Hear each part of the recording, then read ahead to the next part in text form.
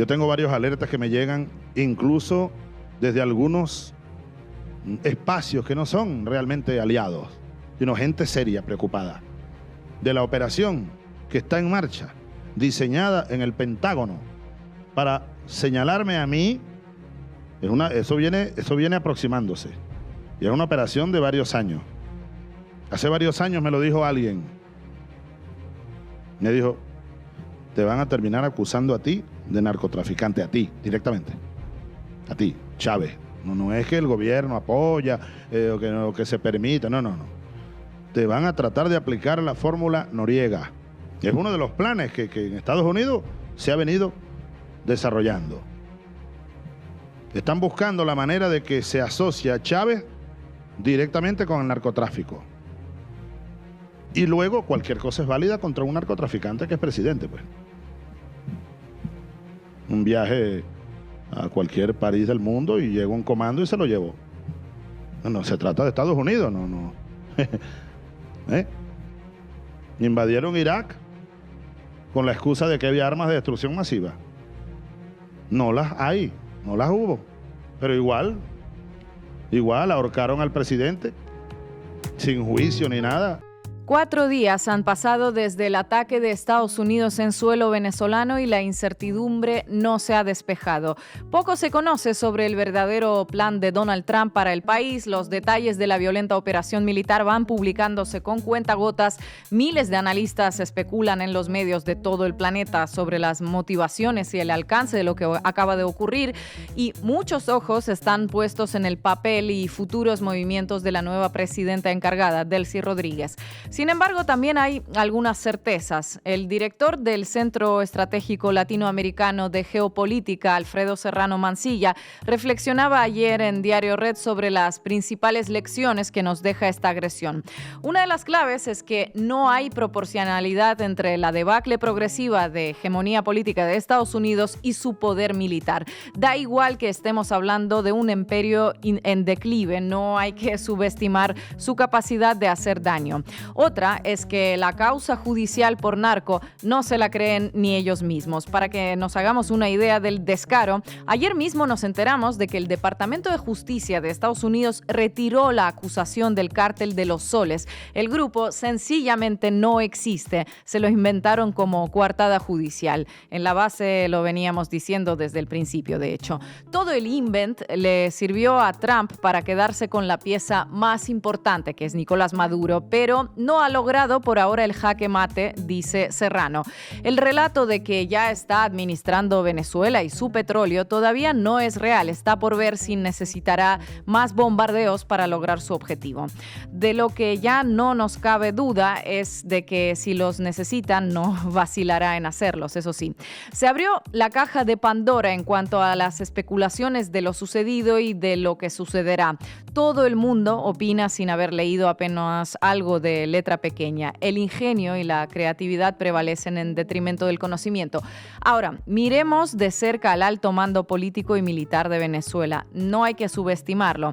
Dice Alfredo Serrano Mancilla que desde afuera procuran instalar la idea de que Delcy Rodríguez es la traidora. Uno de los argumentos que arrojan es que Delcy dice que Venezuela siempre estará lista para acordar contratos petroleros con Estados Unidos. Pero vamos a ver, eso mismo decía Maduro hace una semana, o sea, es la misma línea discursiva. Todo el mundo habla de Delcy por su nuevo rol como presidenta encargada, pero ojo, no obvíen la importancia de Jorge Rodríguez, persona clave en el chavismo y es hermano de Delcy.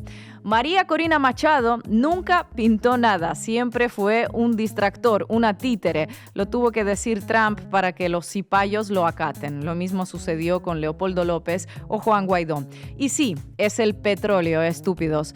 Esto es lo que importa, ni democracia, ni libertad, ni nada de nada. Así lo ha manifestado el mismísimo Donald Trump y así lo manifiestan también sus secuaces cada vez que les ponen un micrófono delante. Les recomiendo que lean a Alfredo Serrano, le quedó una lista de lecciones bastante más larga. Y hoy en la base América Latina hablamos de la Venezuela post-secuestro y bombardeo. ¿Qué queda en el país? ¿Quién queda al mando dentro y por qué? ¿Quién liderará la transición desde fuera y hacia dónde se dirige todo? Bienvenidos y bienvenidas. La Base América Latina. Bueno, han pasado ya unos cuantos días desde el secuestro de Nicolás Maduro y Cilia Flores. Hay una tensa calma en Venezuela.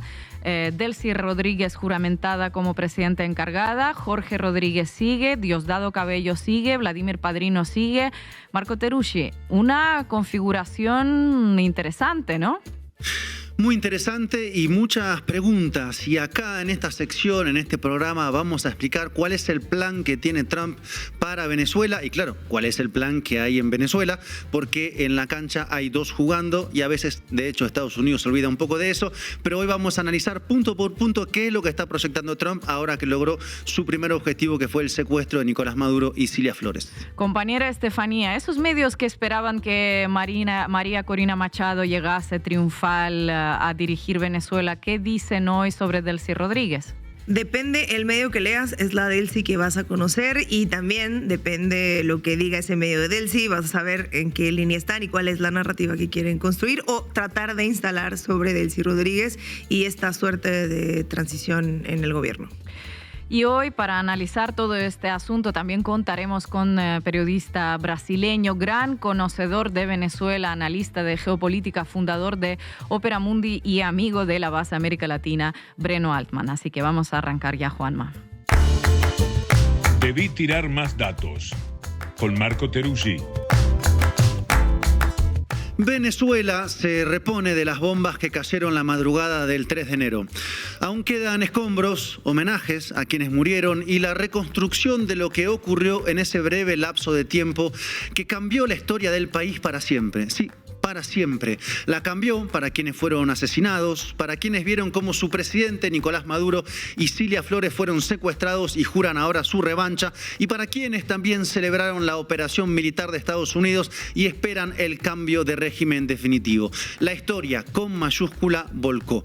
Pero nada terminó. El bombardeo fue el cenit de un largo proceso de agresión contra Venezuela por parte de Washington, un proceso que sigue en esta hora, en este minuto en la cual les estamos hablando. La gran diferencia con las agresiones anteriores fue que el 3 de enero de este año Estados Unidos pasó al acto de manera directa, no ya con presidentes interinos de pocas cualidades actorales como fue Juan Guaidó en 2019, ni con mercenarios contratados en alguna oficina secreta de Miami como en la llamada Operación Gedeón del año 2020. Esta vez, Estados Unidos actuó sin intermediarios, sin pasar por dirigentes opositores, amantes de los dólares, de la Dolce Vita en Madrid o Nueva York y 25 años de fracasos políticos. Ahora, Estados Unidos desplegó su tropa de élite, sus aviones, sus helicópteros, lanzó bombas, anuló sistemas de defensas y logró la captura de la cabeza del gobierno venezolano.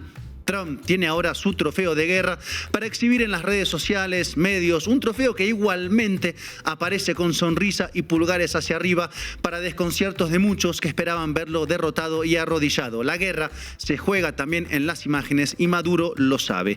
La pregunta que sigue ahora es ¿qué planes tiene Donald Trump para el nuevo momento político que abrió en Venezuela a punta de bombazos con cerca de 100 muertos? Una pregunta que tiene su anverso evidente. ¿Qué planes tiene el gobierno venezolano con Delcy Rodríguez como presidenta encargada desde el lunes?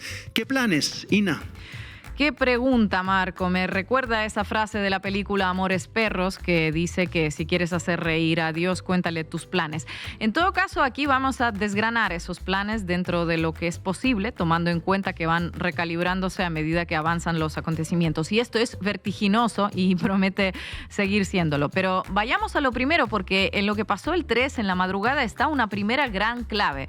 Se trató de una operación quirúrgica para descabezar al presidente. Una operación que, por ejemplo, no estuvo acompañada de una serie de pasos encadenados para intentar el cambio de régimen, como, supongamos, un bombardeo sobre el Palacio de Miraflores, levantamientos en cuarteles militares o el ataque a otros objetivos del alto mando cívico-militar.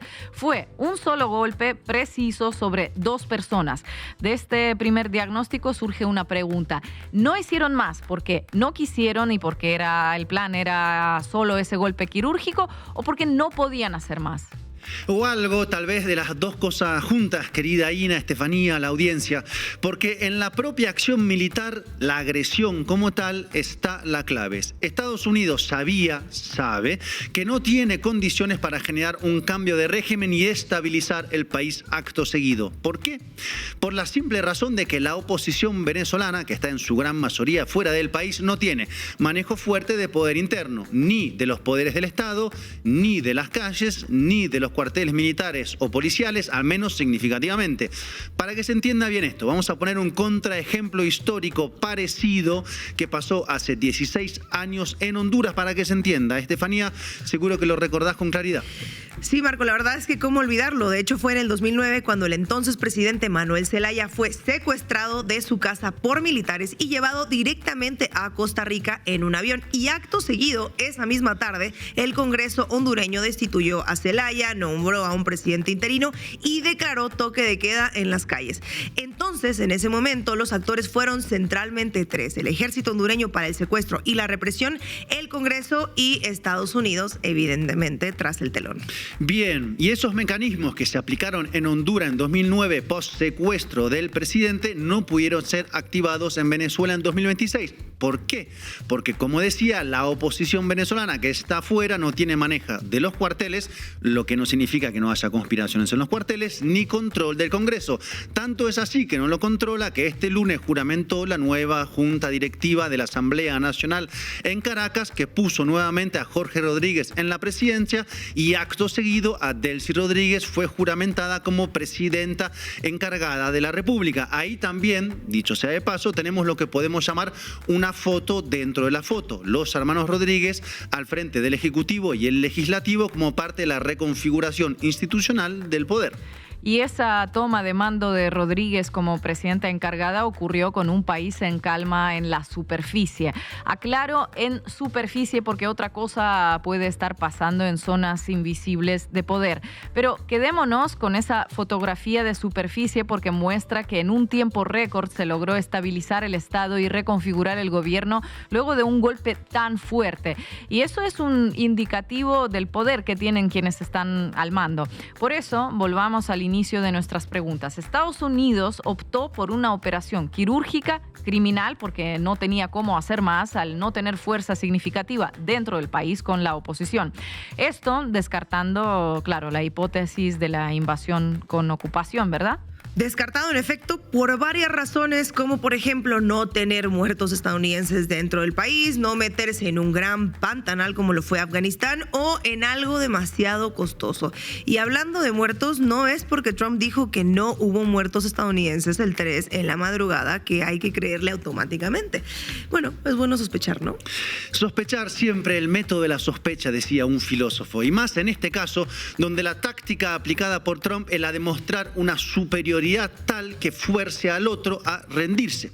Y sigamos con el punto que sigue, que es cuál es el plan de Trump para la etapa que se abre. Ahora que Maduro está preso, Rodríguez quedó al mando del Ejecutivo. Vayamos por parte. Primero, lo que descartó Trump, que fueron dos cosas. Estefanía, lo primero. Lo primero que descartó fue a la propia María Corina Machado, que ahora ofrece hasta su premio Nobel de la Paz para que por favorcito la tomen en consideración, lo que se llama ser migajera. Así que Machado, que andaba con ínfulas de virreina del siglo XXI, quedó fuera. Trump no quiere intermediarios y así funciona, de hecho, la nueva doctrina Monroe. Es directamente de imperio a colonia, de rey a sus nuevos territorios. Lo segundo que también descartó Washington fue hablar de elecciones en Venezuela. Primero tenemos que arreglar el país. No se pueden celebrar elecciones. No hay forma de que la gente pueda votar, dijo en una declaración. Así que ni Machado ni elecciones. Ergo, un reconocimiento del nuevo gobierno en Miraflores o lo que este martes pasó a llamar autoridades provisionales. Todo un cambio de lenguaje significativo. Totalmente, y de eso se desprende una conclusión. Trump busca negociar ahora con el nuevo mando del Ejecutivo, aunque claro, negociar no es la palabra correcta. Quiere obligar, o tutelar, o chantajear, o forzar, o apliquen la palabra que prefieran para describir el nuevo mecanismo neocolonial que busca imponer luego de haber bombardeado Venezuela y secuestrado al presidente. Negociar con una pistola en la 100. ¿Y qué es lo que quiere? Refresquemos para quienes no lo vieron porque es bastante honesto Trump en ese sentido. torture next 2 weeks, what do you need from Delcy Rodriguez? You've threatened just total access. We need total access.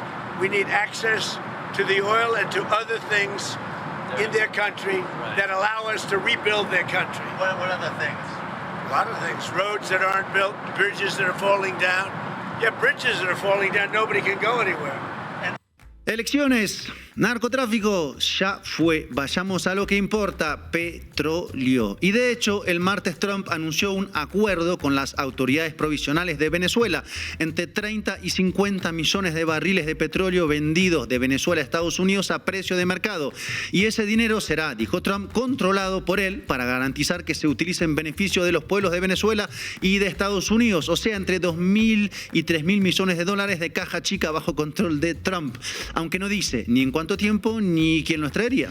O sea que se aseguran miles de millones de dólares y que el petróleo venezolano vaya a sus refinerías de la costa este hechas para este tipo de crudo. Y con esto a su vez que aumente la producción petrolera y presione los precios internacionales de petróleo hacia abajo. Pero Marco, antes de seguir, ¿cuánto es realmente la reserva petrolera de Venezuela? Más o menos como para dimensionar, porque millones pues, suena mucho, ¿no?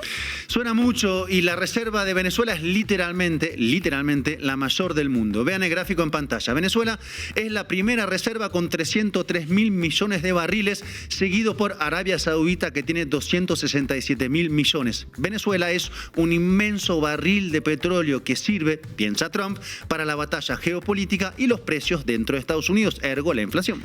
Ahora, con ese presunto acuerdo, Venezuela ganaría el dinero de la venta, que sería, como decías, Marco, a precio de mercado. Pero ese acuerdo significaría que aumentaría la producción petrolera en Venezuela, que dejaría de enviar petróleo hacia países enemigos de Estados Unidos para reorientarlo hacia Florida.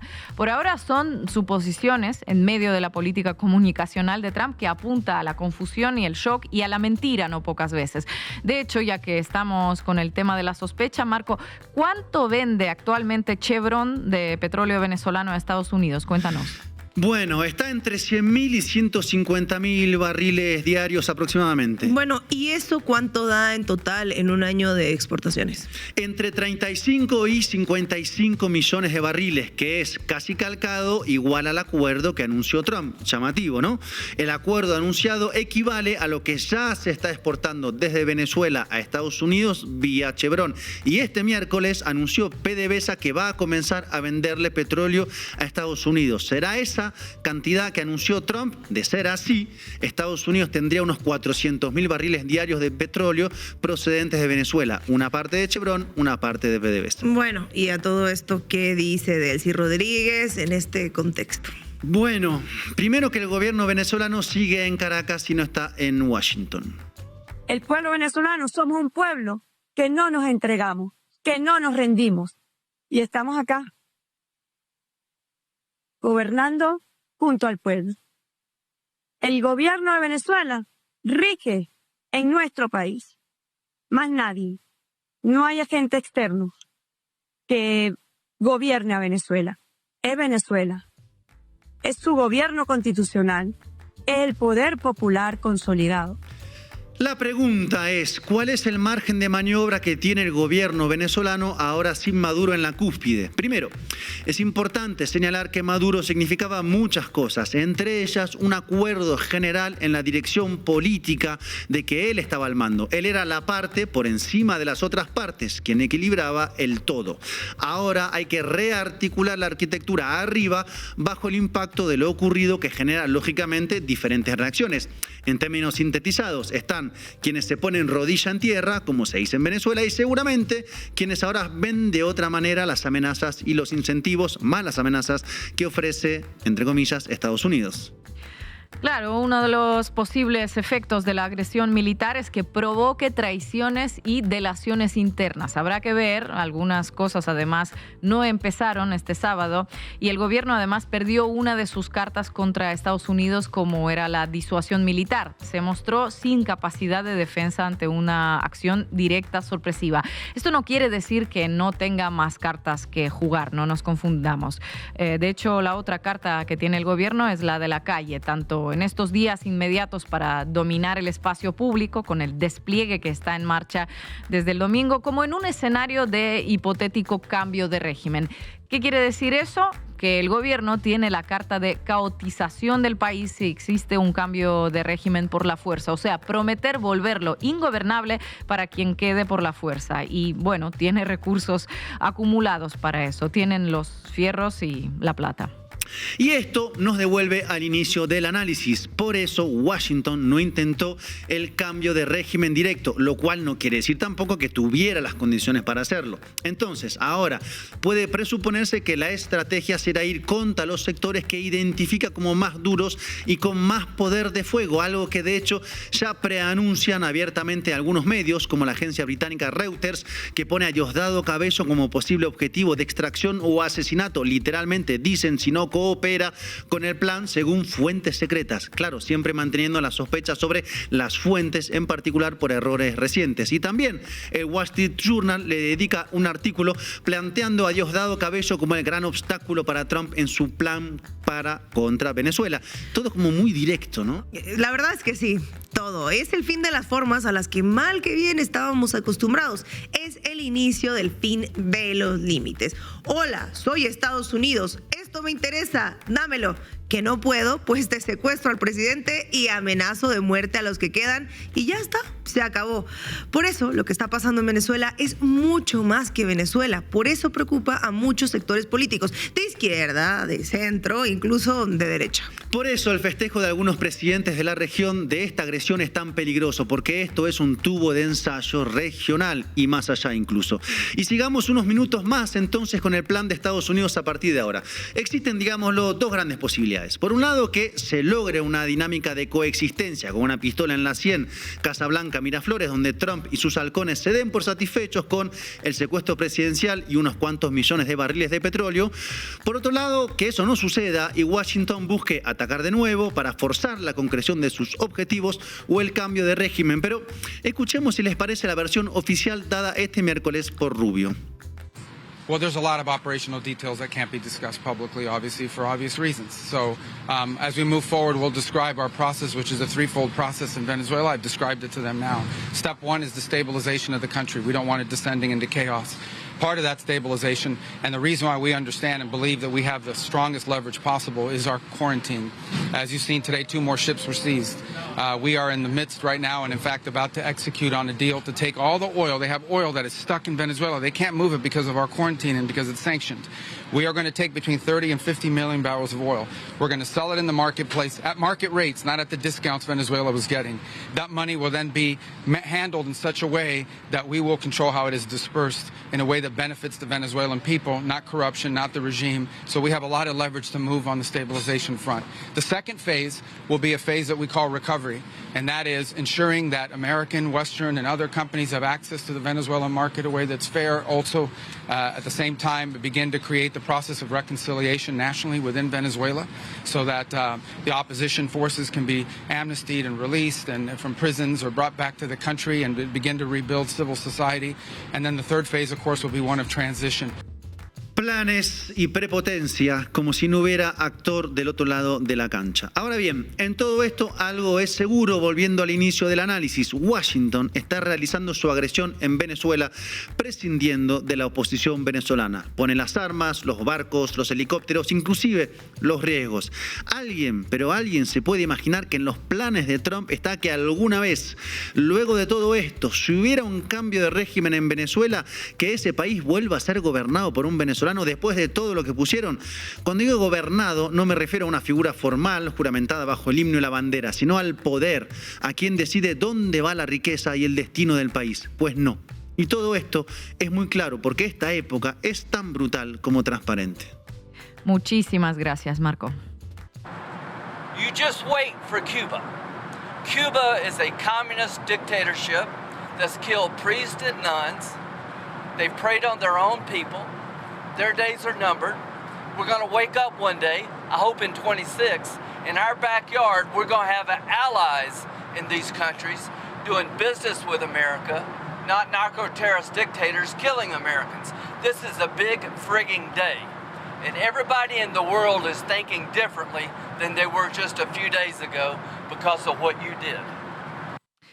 Ya veníamos avisando en la base sobre que el gran premio de estos señores era Cuba. Estefanía Veloz, vamos arriba. Vamos arriba. Cuéntamelo todo y exagera con Estefanía Veloz. Delcy Rodríguez, la nueva presidenta interina de Venezuela tras el secuestro de Nicolás Maduro por fuerzas estadounidenses, es el caso perfecto para demostrar cómo la misma persona puede convertirse en versiones distintas según el medio que la vaya retratando. Delcy Rodríguez puede ser una traidora, una pragmática o una heredera de esa tiranía. Empecemos por los titulares, que son la primera línea de batalla en cualquier construcción mediática. El Washington Post publicó el 5 de enero quién es la líder interina de Venezuela, Delcy Rodríguez, un titular que le reconoce a Delcy que es la líder del país. Pero ese mismo día, Infobae, para sorpresa de absolutamente nadie, tituló: Delcy Rodríguez fue juramentada como jefa del régimen de Venezuela tras la captura de Maduro. Entonces, para Infobae ya no es líder interina, es jefa del régimen, categoría que el propio medio le otorga. La jefa del régimen, ni siquiera el Washington Post se atrevió a tanto. Claro, y la palabra régimen conforma un marco, hace un trabajo sucio porque automáticamente deslegitima cualquier cosa que venga después. Y ahora viene otra nota. Bloomberg tituló el 6 de enero: la nueva líder de Venezuela, Delcy Rodríguez, es quien el petróleo global quería desde el principio. Entonces, para los medios financieros, ella es la elegida del sector petrolero, pero para Infobae es la jefa de un régimen. Es la misma persona, pero cada medio selecciona los aspectos que le conviene para construir su perfil. Bloomberg enfatiza su rol como ministra de petróleo desde el 2024 y escribe lo siguiente. Marco, ¿podrías leerlo? ¿Cómo no? Comillas: a pesar de su lealtad al régimen de Maduro, sería la persona más indicada para guiar el plan estadounidense para devolver a Venezuela su gloria como fuente de petróleo, argumentaron ejecutivos y cabilderos. La nota enfatiza su capacidad para estabilizar la economía venezolana. Infobae enfatiza su lealtad a Maduro y su participación en la Asamblea Constituyente. Todos los medios tienen acceso a los mismos hechos sobre Delcy Rodríguez, pero cada uno elige qué destacar y qué omitir. La revista Times publicó un extenso perfil el 5 de enero donde menciona que su padre, Jorge Antonio Rodríguez, fue un líder marxista que murió o fue asesinado en 1976 bajo interrogatorio policial, torturado por su participación en el secuestro del empresario estadounidense William Neuhaus. Y aquí viene una cita que ponen clave. Delcy tenía 7 años cuando murió su padre. NBC News publicó el 5 de enero un titular que la llama una incondicional del régimen socialista de Venezuela durante décadas. Joven de 56 años, ascendido abruptamente a la sede del poder. Bueno, aquí queda bien demostrado que Delcy para NBC es simplemente una incondicional, no del gobierno chavista o de Maduro, sino del régimen socialista. Y de hecho, volviendo a lo que mencionaba hace un momento de la revista Times, NBC eligió publicar una cita de Delcy del 2018. Marco, ¿puedes leerla? Abro comillas: la revolución es nuestra venganza por la muerte de nuestro padre y sus verdugos, cierro comillas. Una cita que puede leerse como un compromiso ideológico profundo o como un resentimiento visceral según el encuadre que le pongas, pero basta ser un poquito listos o listas para darse cuenta que la intención es la segunda, que un lector curioso que no sepa nada de Delcy y se encuentre este artículo, pues se vaya haciendo una idea más o menos de qué persona es. Y hay medios que van más allá. El Washington Times publicó una investigación del 6 de enero donde entrevista a exfuncionarios estadounidenses que trabajaron con ella. Uno de ellos recuerda que en reuniones privadas Delcy mencionaba amargamente el asesinato de su padre.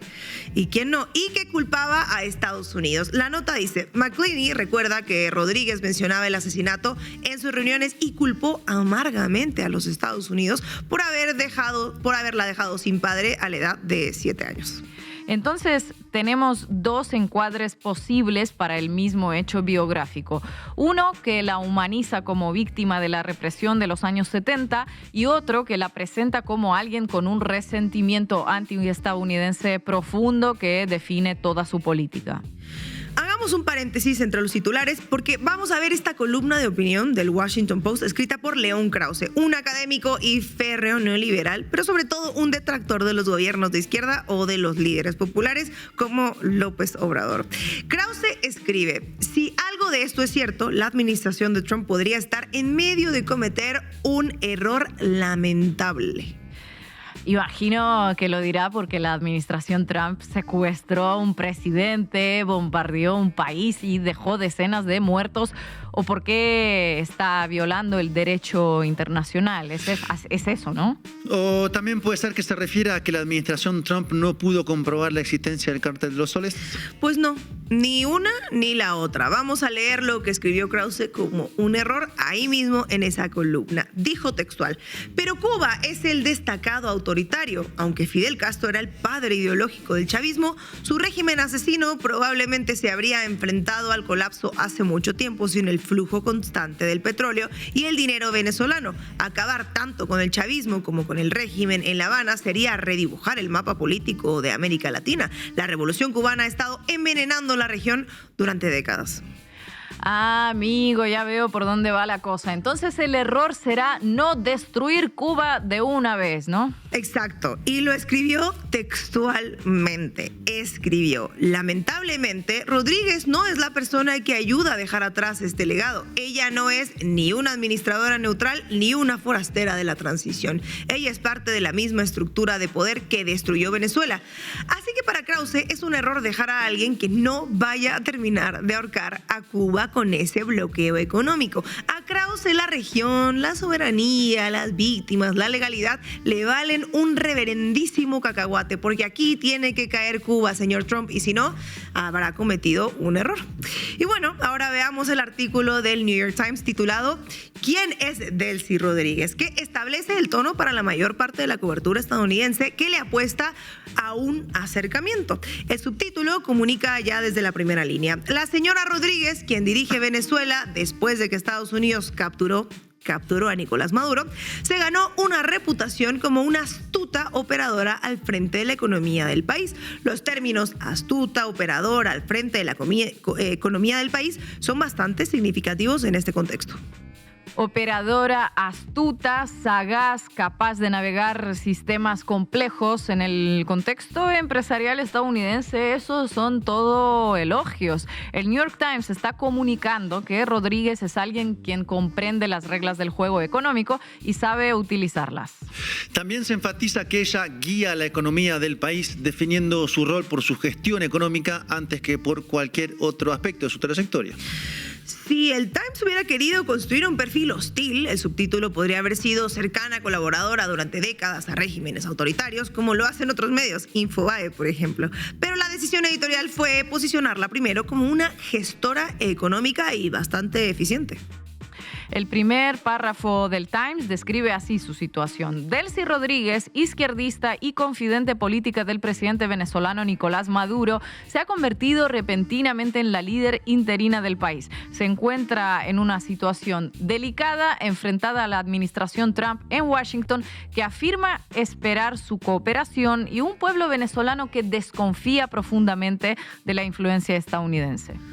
Los términos descriptivos son izquierdista y confidente política del presidente venezolano. Lo más importante es cómo el párrafo construye se encuentra en una situación delicada. Dice que está entre Trump y el pueblo venezolano. Esta construcción gramatical la posiciona como alguien atrapada entre dos fuerzas externas, no como alguien que genera o que controla esas fuerzas. Es una víctima de las circunstancias y que no toma decisiones.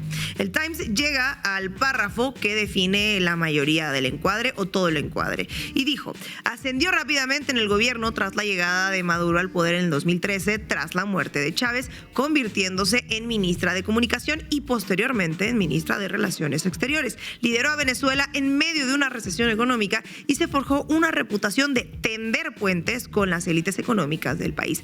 La frase reputación de tender puentes con las élites económicas del país es el núcleo de todo el perfil sobre Delcy que construye el Times. Construir puentes significa significa tender lazos, buscar acuerdos. Es un término positivo que suena a diplomacia y a negociación. El Times está comunicando que Rodríguez no es una ideóloga rígida, sino alguien que sabe trabajar con el sector empresarial. Este es el dato que más le interesa a los lectores del New York Times, que incluye inversiones y formuladores de política en Washington, ¿no? El mensaje es claro, pueden trabajar con ella porque ella sabe trabajar con gentes como ustedes.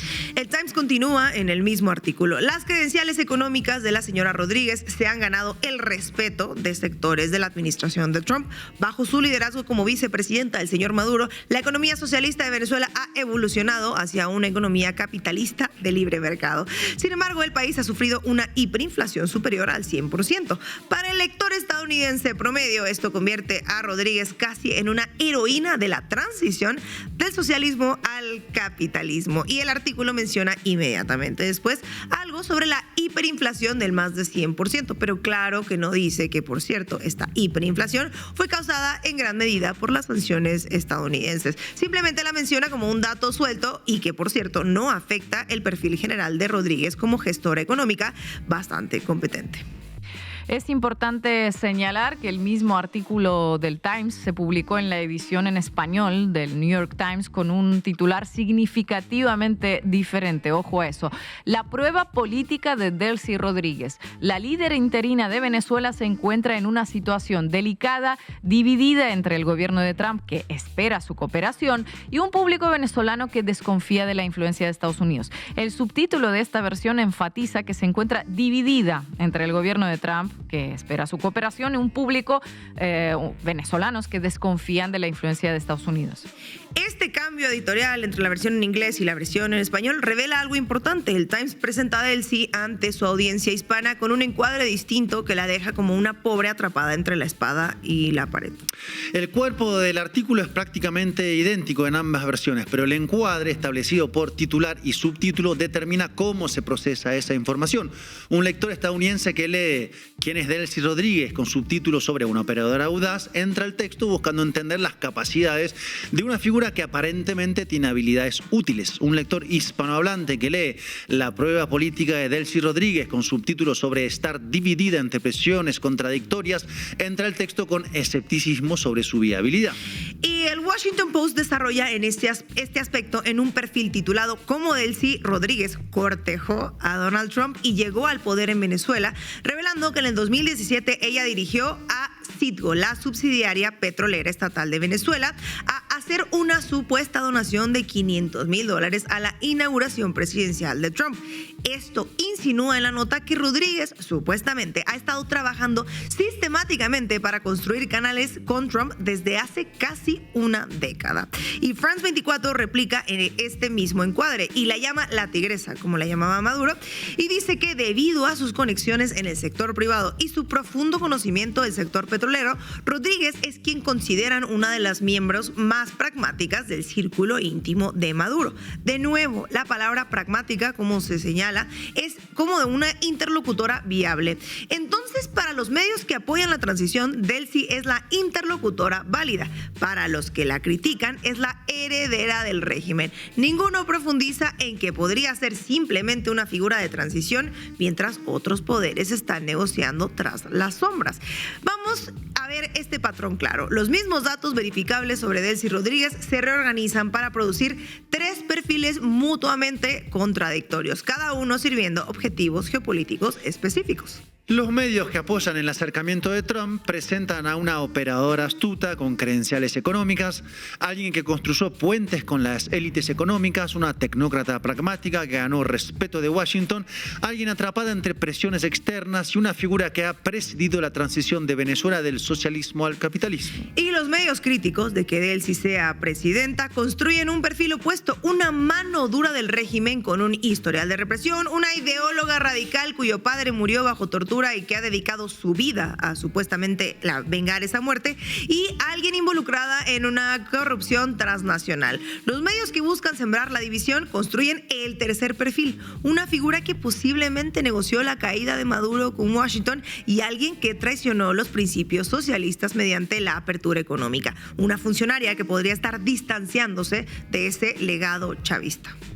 La Delcy que te va a tocar conocer depende estrictamente del medio que vas a leer. Conclusión de esta sección. Cada medio ha seleccionado aspectos de su vida y trayectoria que, aunque parten de la misma figura, pues proyectan imágenes radicalmente diferentes. El cherry picking del libro. Primero decido la conclusión a la que quiero llegar y luego ya en función a esa conclusión voy a armar la argumentación según esa tesis que tengo en mente. Brillante. Al final, la construcción mediática de una figura política dice más sobre quién la construye que sobre la persona que está siendo retratada. Los medios no son un espejo, son pinceles y cada uno pinta según sus colores en esta cobertura específicamente. Muchísimas gracias, compañera. Well, what the president said is true. The United States of America is running Venezuela. By definition, that's true. Jake, we live in a world in which you can talk all you want about international niceties and everything else. But we live in a world, in the real world, Jake, that is governed by strength, that is governed by force, that is governed by power. By definition, we are in charge because we have the United States military stationed outside the country. We set the terms and conditions. We have a complete embargo on all of their oil and their ability to do commerce. So for them to do commerce, they need our permission. For them to be able to run an economy, they need our permission. So the United States is in charge. The United States is running the country during this transition period. The United States is using its military to secure our interests unapologetically in our hemisphere. We're a superpower, and under President Trump, we are going to conduct ourselves as a superpower. It is absurd that we would allow a nation in our own backyard to become the supplier of resources to our adversaries, but not to us, to hoard weapons from our adversaries, to be able to be positioned as an asset against the United States rather than on behalf of the United States. A buena entendedora, con Ina Afinogénova. En los pasillos de la Casa Blanca se rumorea una historia, seguramente falsa. Luego de ganar las elecciones presidenciales, Donald Trump fue a ver la función de un circo. Tanto le gustó que no le alcanzó con verlo y entonces lo compró. Llegado a la presidencia, no podía continuar con las actividades circenses, o al menos ya no de la misma forma que lo hacía antes. ¿Y qué hizo entonces? Llevó el circo al gobierno y lo convirtió en su gabinete. A eso se debe, según cuenta esta historia, insisto, seguramente falsa, que en la Casa Blanca haya tantos animales y tantos payasos. Hoy vamos a contarles la historia de la mascota más querida por Donald Trump, el chimpancé, pongámoslo así. Su nombre es Stephen Miller. Luego de bombardear Caracas, el agente naranja anunció que 3 virreyes gobernarían la patria de Bolívar. Uno es Peter Hegseth, secretario de Guerra, otro Marco Rubio, secretario de Estado, y el tercero, el más desconocido, Stephen Miller. Y es toda una estrella en este circo. La importancia que tiene el personaje la transparentó el propio Donald Trump. Meses atrás, la agencia de noticias Bloomberg lo mencionaba como un candidato para ocupar el cargo de consejero de Seguridad Nacional. Consultado, Trump acerca de esa posibilidad, dijo que para Miller ese cargo importantísimo sería una rebaja. Stephen está mucho más arriba en la jerarquía, remató. ¿Quién es entonces Stephen Miller, este personaje tan importante?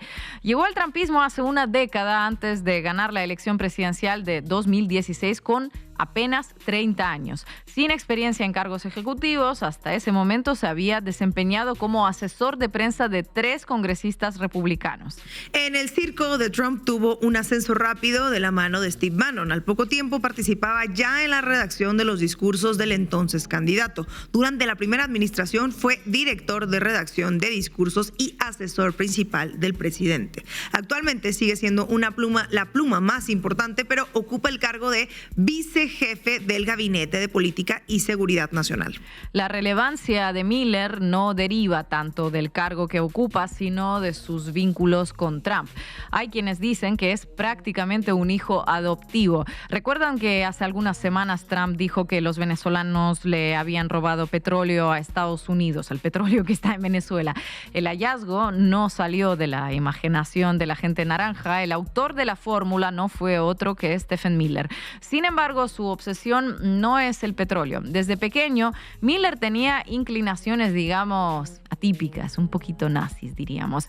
A diferencia de otros niños, no quiso ser bombero, policía, ni jugador de fútbol. Su obsesión desde la juventud ha sido perseguir y deportar inmigrantes. La periodista estadounidense Jan Guerrero escribió una biografía titulada Incitador al odio, Stephen Miller, Donald Trump y la agenda del nacionalismo blanco. La autora menciona que un hito en la conversión del joven Miller hacia posiciones ultraconservadoras se produjo luego de leer un libro que se titulaba Guns, Crime and Freedom. El autor era Wayne Lapierre, director general de la Asociación Nacional del Rifle. Qué deleite deben haber sido esas páginas. Guerrero cuenta que Miller cree en la superioridad genética de los blancos y en la eugenesia. Esto es la posibilidad de mejorar la especie. De allí su obsesión con ejercer control poblacional sobre los latinos y los negros. Prestemos atención a este punto porque desde esta mirada el tema de la inmigración tiene otras implicaciones mucho más graves. Cito a Guerrero: para Stephen Miller no se trata de seguridad nacional ni de mantener alejados a los criminales. Se trata de reestructurar los flujos étnicos que entran al país para mantener alejadas a las familias de color y afroamericanas. Miller, dice Guerrero, se radicalizó desde muy joven en esta creencia que ahora permea al Partido Republicano y que Donald Trump promueve, la creencia de que las personas de color y afroamericanas representan una amenaza existencial para Estados Unidos. Y si hay un mérito para rescatar a Miller es el de no pasar desapercibido. Sus estudios los cursó en la Universidad de Duke. El ex vicepresidente de la universidad, John Burns, no se olvida de él y lo recuerda así. Dijo: parecía asumir que si tú estabas en desacuerdo con sus opiniones, se debía a que habría algo malévolo o estúpido en tu pensamiento. Era alguien increíblemente intolerante, para sorpresa de nadie. ¿Cómo se formó Stephen Miller? ¿De dónde surgió ese pensamiento intolerante? Guerrero señala que durante su adolescencia atravesó un momento muy difícil en su vida y entró en contacto con extremistas que lo introdujeron en la fantasía de que tenía que salvar al país del Partido Demócrata, al que asociaban con musulmanes, mexicanos y afrodescendientes. Una de las personas que lo formó es el ya fallecido David Horowitz, quien era titular de un think tank dedicado a la difusión de todas estas ideas. Horowitz sostenía que el verdadero racismo es el que padecen los hombres blancos. Según Guerrero, con él aprendió a camuflar el supremacismo en otro tipo de discurso más aceptable para la sociedad. Un ejemplo: supremacistas nosotros, nunca. Lo que queremos es proteger los empleos estadounidenses. ¿De qué me suena esto? En Incitadores del Odio, la autora destaca que la influencia de Miller sobre Trump se debe a que comparten los mismos prejuicios y a que Miller lo impulsa siempre a ir más allá, siempre en la dirección más agresiva, lo cual es un montón en el caso de Trump. Cito: la agresividad es algo que, como saben, le habla inmediatamente a Donald Trump. A lo largo de su vida, Trump ha hablado de la importancia de ser un asesino en la sociedad, de tener instintos asesinos, y Miller comparte su instinto de violencia. Un ejemplo de esto, entre trágico y risible, lo encontramos en una anécdota que contó el secretario de Defensa de la primera administración Trump, Mark Esper. Finalizada aquella presidencia, Esper publicó un libro de memorias de su paso por la gestión donde narra algunos de los disparates que le tocó vivir. Entrevistado por 60 minutos, se refirió a un cruce con Stephen Miller mientras esperaba para entrar a la oficina de Trump. Escúchenlo. Who suggested that we send 250,000 U.S. troops to the border? Yeah, Stephen Miller. We're in a meeting waiting for the president to come out. We're standing around the Resolute desk, and he's behind me, and this voice just starts talking about caravans are coming, and we need to get troops to the border, and we need 250,000 troops. And I think he's joking. And then I turn around and I look at him, and in these deadpan eyes, it's clearly he is not joking. And so I say something like, well, look, DHS can handle whatever caravans are coming up.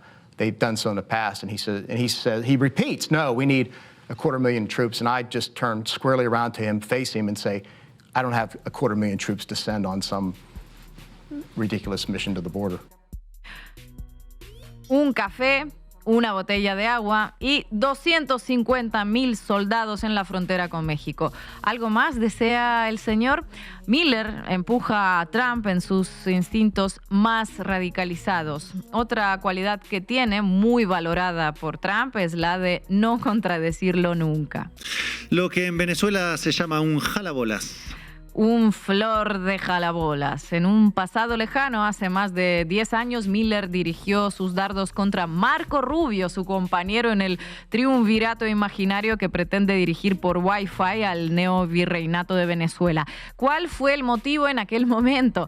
Para Miller, Rubio era un blandengue, un tibio, demasiado moderado en materia migratoria. En lo que a Venezuela respecta, Miller también es el autor del otro hit de política ficción, que es que el gobierno bolivariano vació cárteles y manicomios y los envió directamente hacia Estados Unidos. El tópico fue repetido por Trump innumerables veces en los últimos meses. Miller ya lo había dicho después del debate presidencial con Kamala Harris en aquel momento, donde declaró que la criminalidad en Venezuela ha bajado más del 60% porque los criminales están llegando a Estados Unidos. Otra característica mencionada por Jean Guerrero, que ayuda a entender el personaje, es su fascinación obsesiva con las películas de mafiosos. Cuenta la autora que hasta bien pasados los 30 años, Miller se disfrazaba como el personaje que interpreta Robert De Niro en la película Casino y solía viajar a Las Vegas para cumpleaños y celebraciones.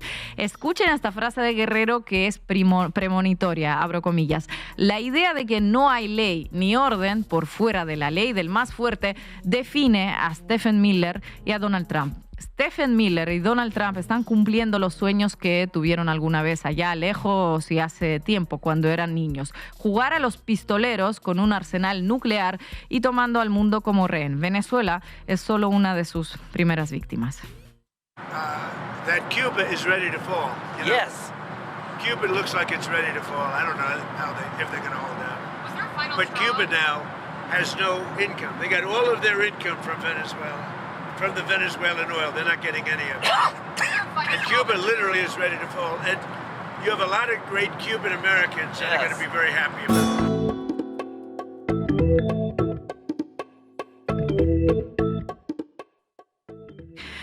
Y hoy nos acompaña el periodista brasileño, analista de geopolítica, él es fundador de Opera Mundi y invitado ilustre de la base América Latina, Breno Altman. Breno, muchísimas gracias nuevamente por estar con nosotros.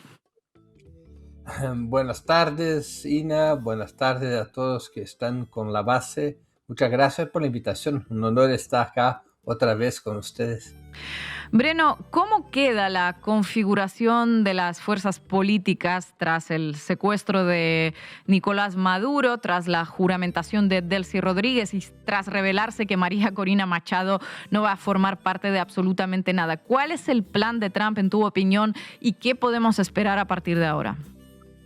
Yo no creo que Trump tenga un plan exactamente dibujado en ese momento. Yo creo que él está en una situación de improvisación. Yo creo que él tiene algunas posibilidades para operar, pero fundamentalmente yo creo que él está tratando de ganar tiempo para imponer una situación política en Venezuela que esté bajo su control.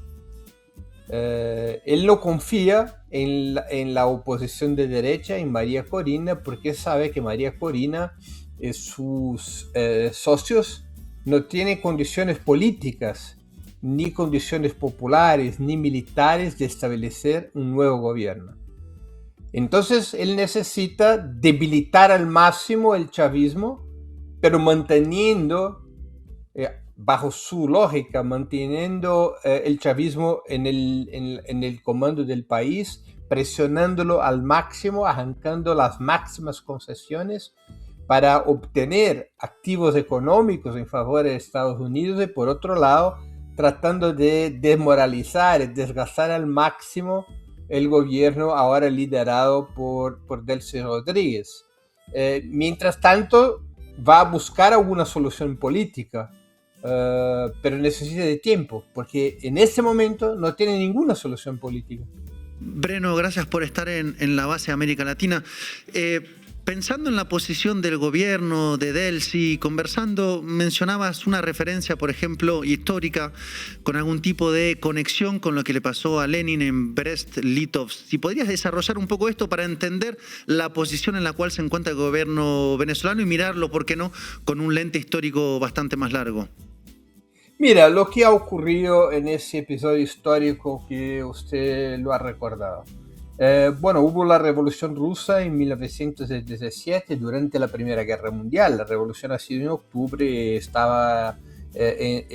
Alemania estaba ocupando una gran parte del territorio ruso, incluso después de la Revolución de febrero de 17, cuando es tumbado el zar ruso, el régimen zarista.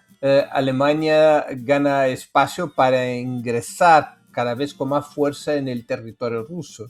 Y entonces en enero de 18 hubo una negociación entre la Rusia soviética, ya dirigida por los bolcheviques, por Lenin, una negociación entre la Rusia soviética y la Alemania. Alemania hizo una cantidad absurda de reivindicaciones territoriales sobre el antiguo imperio ruso, que representaban en ese momento algo como 40% del territorio.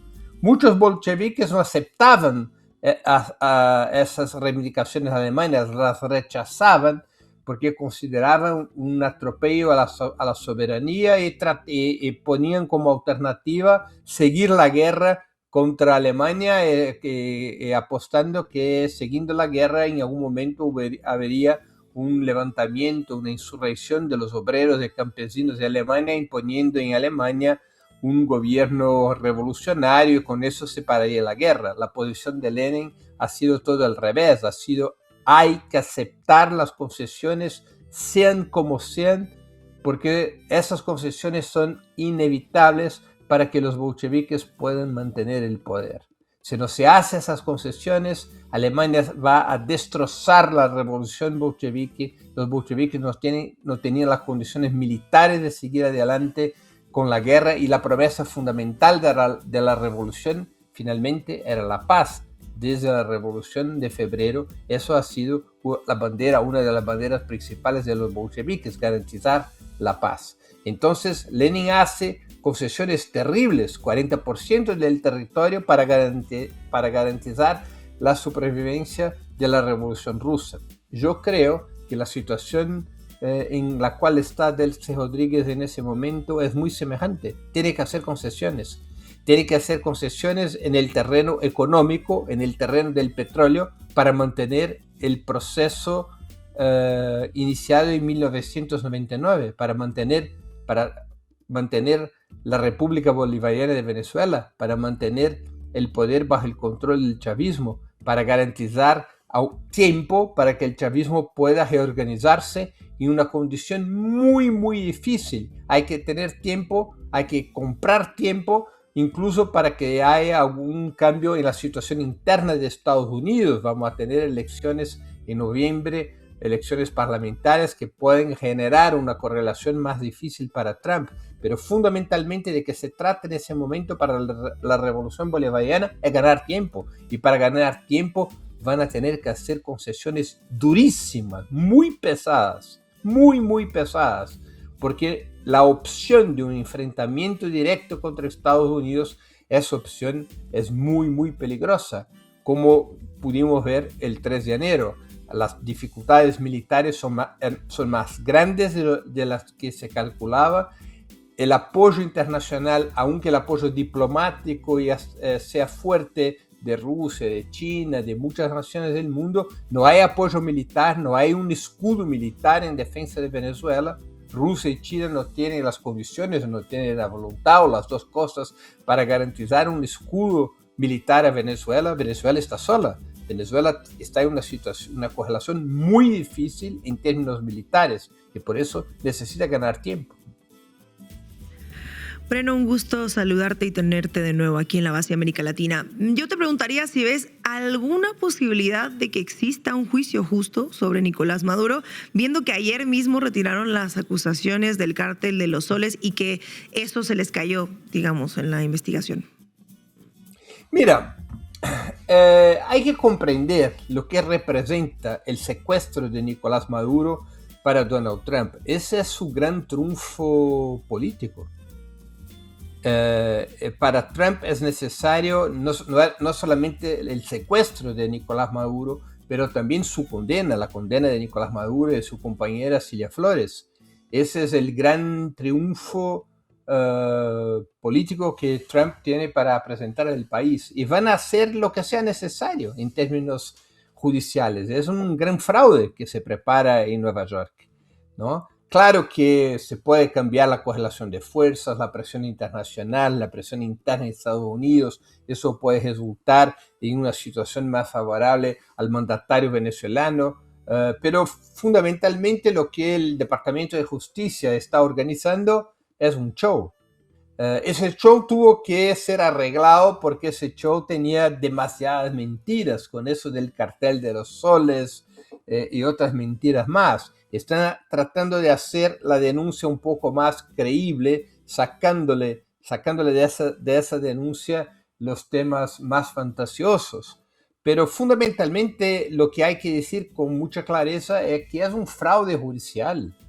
Quizás el más grande fraude judicial del siglo XXI,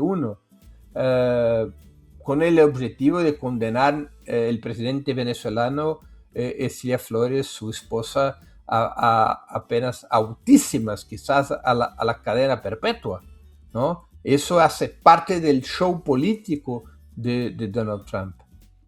Breno, y una última ya para cerrar el programa, no podemos no preguntártelo. ¿Cómo ves tú el futuro inmediato de Colombia y de Cuba?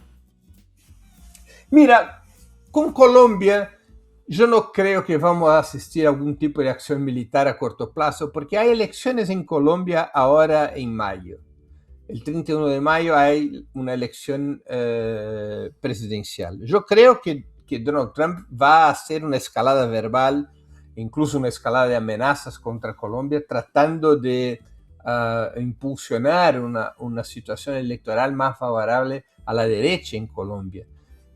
Yo no creo que una acción militar de Estados Unidos contra Colombia en ese momento pueda tener eficacia en términos de la estrategia de Estados Unidos. Yo creo que la tendencia principal de Donald Trump es hacer una apuesta de que se pueda tumbar la izquierda colombiana por la vía electoral, como se ha hecho recientemente en Argentina o en Chile o mismo en Bolivia. Yo creo que le hace una apuesta más para el electoral que el militar, aunque amenazas y una escalada verbal e incluso algún tipo de acción, digamos, puntual puede existir. Yo no veo como la tendencia principal algún tipo de ataque a Colombia. Ahora, la situación de Cuba, esa es la que más me preocupa. ¿Por qué? Porque fundamentalmente desde un punto de vista político, más que Venezuela, el triunfo esencial de Trump es Cuba. Porque ¿cuántos son los presidentes de Estados Unidos que han se enfrentado con la revolución cubana y han sido derrotados por la revolución cubana desde que se estableció el bloqueo contra la isla socialista hace 64 años?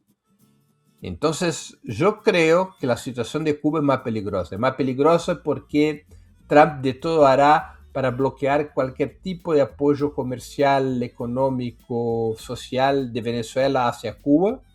El bloqueo va a ser total en relación a eso, o sea, se va a tratar de limitar al máximo. La situación económica en Cuba no es fácil, no es sencilla, aunque el apoyo de algunos otros países está creciendo, el apoyo de China, el apoyo de Rusia, y yo creo que Donald Trump puede ser convencido, incluso por Marco Rubio, a algún tipo de acción desestabilizadora en Cuba, incluyendo algún tipo de acción militar. No sé si a corto o cortísimo plazo, pero yo creo que derrotar la revolución cubana de un punto de vista simbólico es el gran trofeo de la doctrina Don't Row, como dice el mismo Donald Trump. Sería una demostración de fuerza espectacular en relación a los gobiernos anteriores de Estados Unidos. Entonces, la situación cubana es así, me preocupa desde un punto de vista económico, pero también de un punto de vista militar. Estados Unidos puede construir algún tipo de operación militar contra Cuba, hasta porque, como en Cuba, los estadounidenses no tienen capacidad de intervención interna en el juego político, no hay fuerzas políticas organizadas que puedan representar los intereses de Estados Unidos en Cuba, a lo mejor no hay fuerzas políticas con viabilidad para hacerlo. La presión militar es la carta que tiene Trump para intentar derrotar la revolución cubana, y yo creo que esa carta va a estar en los cálculos de mediano plazo de Estados Unidos. Quizás no en los cálculos de corto plazo, pero en los cálculos de mediano plazo de Estados Unidos. Yo creo que finalmente que Donald Trump ha ganado un gustazo por el sangre después de la agresión contra Venezuela el 3 de enero. O sea, más que antes, Donald Trump está convencido de que su concepto de paz por la fuerza, o sea, la intervención militar como la principal herramienta de intervención política de Estados Unidos, yo creo que Donald Trump más que nunca está convencido de que ese es el único camino que tiene Estados Unidos para intentar recuperar su hegemonía en Latinoamérica y para detener la influencia de China y de Rusia en términos globales. Estados Unidos se afirmando como la única grande potencia geopolítica, imponiendo a Rusia y China un rol de potencias geopolíticas regionales sin fuerza militar para intervenir en otros territorios que no los suyos. Breno, muchísimas gracias como siempre por tu análisis y esperamos volverte a ver de nuevo en la base. Muchas gracias, Ina, y a todos los demás compañeros de la audiencia de la base. Muchas gracias. Y llegamos al final de este programa. No se olviden de suscribirse al canal de YouTube La Base América Latina. Vean el programa anterior para tener más contexto sobre lo que sucedió en Venezuela. También les recomiendo las coberturas que están haciendo nuestros compañeros de La Base España, del Tablero en España, del Cinzón, de la compañera Daniela Pastrana.